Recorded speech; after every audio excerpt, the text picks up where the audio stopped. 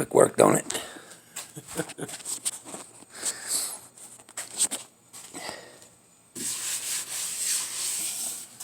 How long do you suppose that would have took with a belt sander? Beautiful. That's end grain too. Unlike hickory or hickory too, but maple. These work really good. But it's getting there, man. I've been doing it for a couple of minutes. At first, I did hit it with the sander just to knock down my mahogany wood filler. That's all I use is sawdust and glue.